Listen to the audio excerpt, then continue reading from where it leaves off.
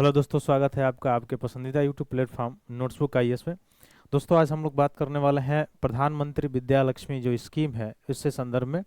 और यह जो स्कीम इसी वर्ष जो अंतरिम जो बजट आया था 2024 का, उस समय यह न्यूज में बना हुआ था और पूरे वर्ष भर ये न्यूज में बना हुआ है। ऐसा इसलिए है कि इसकी जो क्राइटेरिया है, पूरा जो इस स्कीम के तहत जो छात्रवृत्ति मिलती है, हालांकि 10 लाख रुपए की बात इसमें की गई है, लेकिन उसमें जो पब्लिक सेक्टर बैंक है जिनके द्वारा ये दिया जाना है, वह साफ साफ उसके पास एसेट नहीं है कि वह दे पाए। ठीक है, इसलिए न्यूज में बना भी हुआ है कि मुख्य रूप से जो पीएम विद्या लक्ष्मी जो स्कीम है, अच्छा इसमें जो इस स्कीम के तहत अगर देखा जाए तो क्या सभी को 10 लाख रुपया या सभी स्टूडेंट को मिलेगा 10 लाख रुपया? ऐसा भी नहीं है। जो उसमें जो रैंकिंग डिसाइड की गई है उसके अंतर्गत और साथ साथ उस स्टूडेंट का जो पारिवारिक आय है वह 8 लाख रुपए से अगर कम हो तब जाके मिलेगा, अन्यथा नहीं मिलेगा। ठीक है, तो वर्ष भर न्यूज में एक बना हुआ है, तो इससे प्रीलिम्स में पूछा जाने वाला जो यह क्वेश्चन है, और संभावना है कि यहाँ से क्वेश्चन बिल्कुल ही बन सकता है। ठीक है, तो बहुत ज़्यादा अंदर तो इसमें पढ़ना नहीं है, बस ये पढ़ना है प्रधानमंत्री विद्या लक्ष्मी स्कीम किससे संदर्भित है और इसकी क्राइटेरिया आपको ये देखना है कि कौन कौन सी क्राइटेरिया इसमें मुख्य रूप से संलग्न है। ठीक है, तो आइए देखते हैं हम लोग। तो इसमें सार्वजनिक क्षेत्र के बैंक, अच्छा सार्वजनिक क्षेत्र के बैंक होते कौन है? सार्वजनिक क्षेत्र के बैंक किसे कहते हैं? देखिए, सार्वजनिक क्षेत्र के जो बैंक होते हैं ऐसे बैंक होते हैं जिसके सर्वाधिक जो शेयर होते हैं वह कौन खरीदता है, या जिसके सर्वाधिक शेयर होल्डर या सर्वाधिक शेयर्स जो है वह किसके पास हो। तो शेयर्स सर्वाधिक अगर हो रहे हैं गवर्नमेंट के पास तो उसको कहते हैं पीएसबी, यानी पब्लिक सेक्टर बैंक। ठीक है, यानी सर्वाधिक का मतलब लगभग 50% से अगर प्लस जो है वह किसके पास है? गवर्नमेंट के पास अगर इसका शेयर है तो वह सार्वजनिक बैंक है। ठीक है, और अगर अगर इसमें 50% से कम है शेयर गवर्नमेंट का, तो उसको क्या कहा जाता है? प्राइवेट सेक्टर का बैंक कहा जाता है। प्राइवेट सेक्टर का बैंक किसको कहता है? जिसमें 50% से कम शेयर हो किसका? गवर्नमेंट का, उसको कहा जाता है प्राइवेट सेक्टर का। निजी क्षेत्र का बैंक और सार्वजनिक क्षेत्र का जो बैंक होता है, पब्लिक सेक्टर जो बैंक होता है, उसमें 50% से अधिक किसके शेयर्स होते हैं? तो ये होते हैं मुख्य रूप से किसके? तो आप देख सकते हैं कि जो गवर्नमेंट है उसके हो सकते हैं। अच्छा, बैंक में भी कई तरह के बैंक है। तो एक होता है जो शेड्यूल में अनुसूचित जो बैंक होते हैं, अनुसूचित बैंक में कौन कौन बैंक आते हैं? मुख्य रूप से 3 बैंक आते हैं। ठीक है, एक तो आरआरबी हो गया आपका, रीजनल रूरल बैंक्स हो गए। उसके साथ से साथ अगर आप देखेंगे तो एक दूसरा जो हो गया कमर्शियल बैंक हो गया, और तीसरा जो बैंक है वह बैंक कौन सा है? Cooperative bank. Cooperative bank.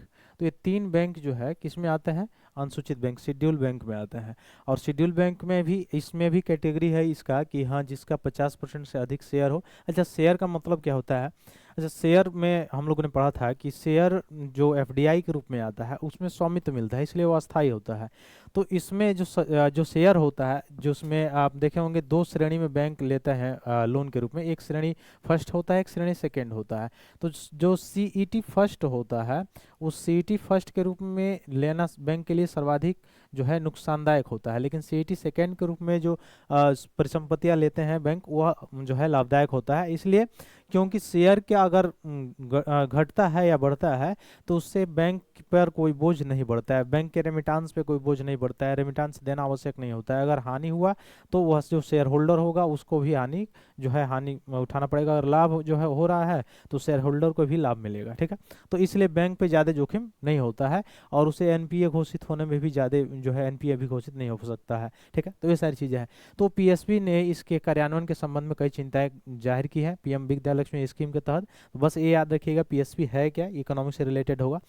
अब ये जो पीएम विद्या लक्ष्मी जो स्कीम है यह किसके तहत है? तो सेंटर सेक्टर स्कीम है, सेंटर सेक्टर स्कीम है ये। अच्छा, सेंटर सेक्टर स्कीम और सेंटर स्पॉन्सर स्कीम में क्या अंतर है?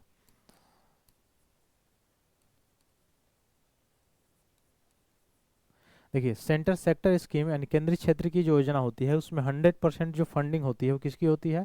वो 100% फंडिंग जो होता है सेंट्रल गवर्नमेंट की होती है, यानी केंद्र सरकार उसमें 100% जो है वित्त पोषण करती है केंद्र सरकार। ठीक है, लेकिन अगर जो सेंटर स्पॉन्सर स्कीम की अगर बात कर रहे हैं, केंद्र प्रायोजित योजना की अगर बात कर रहे हैं, तो इसमें अलग अलग मुख्य रूप से कंट्रीब्यूशन जो होता है 60 और 40 का होता है, state and centre and state का, ठीक है।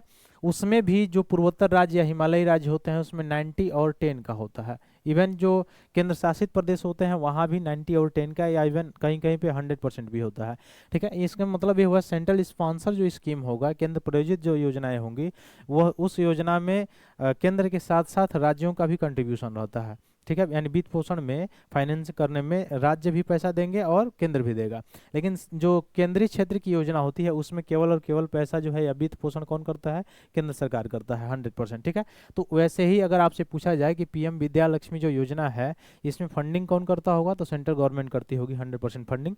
क्यों? क्योंकि यह सेंटर सेक्टर स्कीम है, सेंटर स्पॉन्सर स्कीम नहीं है। तो यहाँ से प्रश्न पूछा जा सकता है कि पीएम विद्या लक्ष्मी जो योजना है वो सेंटर स्पॉन्सर स्कीम है या सेंटर सेक्टर स्कीम है। तो सेंटर स्पॉन्सर नहीं बल्कि सेंटर जो है सेक्टर स्कीम है, इसलिए इसमें 100% फंडिंग कौन दे रहा होगा, केंद्र सरकार दे रही होगी, ठीक है। अब इसकी पात्रता क्या है, किसको यह मिल सकता है, तो यह योजना उन्हीं छात्रों को मिलेगा जो मुख्य रूप से राष्ट्रीय संस्थागत रैंकिंग फ्रेमवर्क के तहत जो 860 गुणवत्तापूर्ण उच्च शिक्षा संस्थान है, अगर उनमें वो प्रवेश करने के लिए इच्छुक हैं, उनमें प्रवेश करने के लिए अगर वो परीक्षा दे रहे हैं, तब जाके उनको ये मिलेगा यह लाभ। और निजी क्षेत्र में भी और सार्वजनिक क्षेत्र में भी मिल सकता है, ठीक है। अगर वह राष्ट्रीय संस्थान रैंकिंग फ्रेमवर्क के तहत जो इंस्टीट्यूट है उसके दर्जा दिया हुआ किसी अनदर उससे अलग किसी इंस्टीट्यूट में वो प्रवेश चाहते हैं, तो उनको, उन विद्यार्थियों को इस योजना का लाभ नहीं मिलेगा। ये पहली पात्रता है।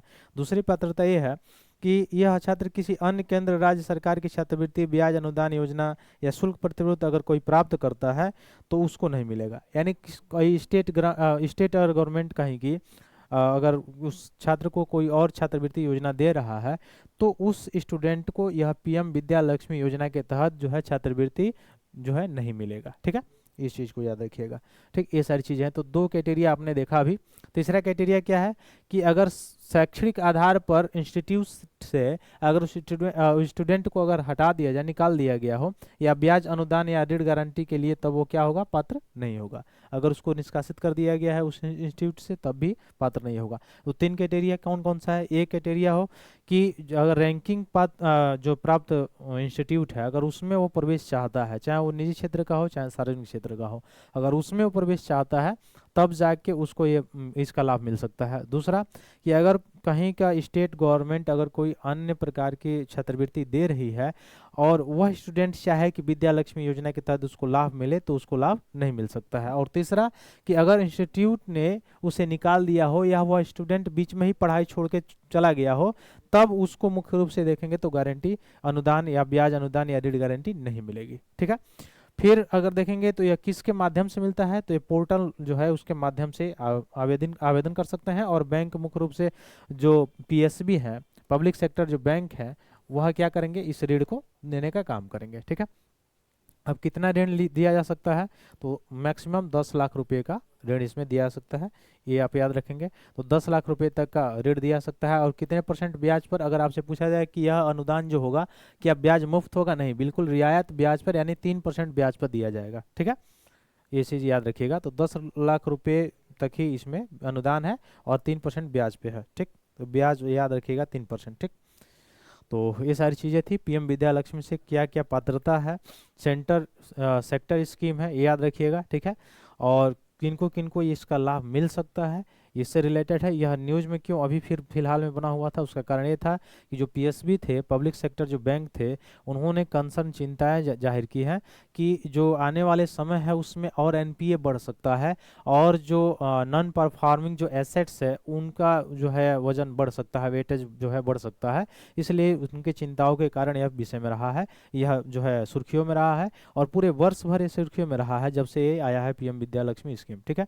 तो इसको सही से प्रिपेयर कर लेंगे। पात्रता मानदंड क्या है और सेंटर स्पॉन्सर है कि सेंटर सेक्टर है, क्या पात्रता है इसमें है, ये सारी चीज़ें आप याद रखेंगे। फिर मिलते हैं अपना अगली क्लास में, तब तक के लिए बहुत बहुत धन्यवाद दोस्तों। जय हिंद।